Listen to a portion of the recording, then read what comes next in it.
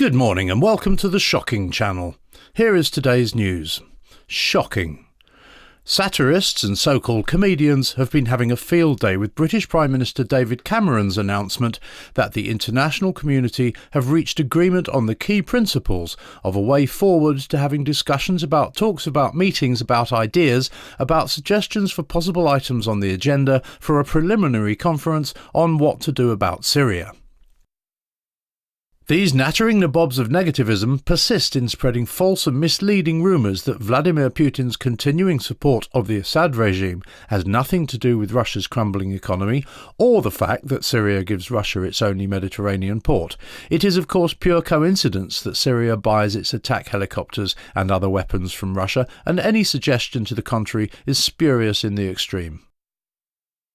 Thankfully, however, a shipment of replacement seat cushions for these helicopters has been turned back by the international community's heroic and courageous intervention.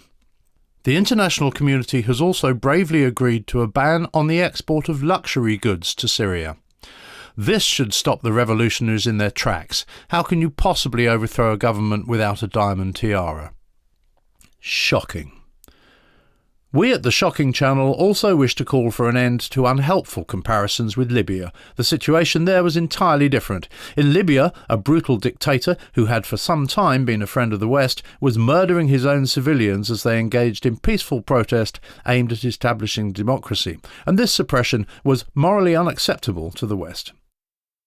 In Syria, a heroic and long-suffering democratically elected president is attempting to protect his country's fine and robust government against vicious and unprovoked attacks by unprincipled 6-year-old children, and we should support him in every way we can.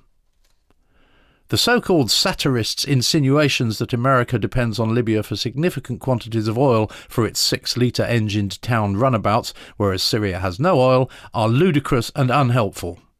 Shocking.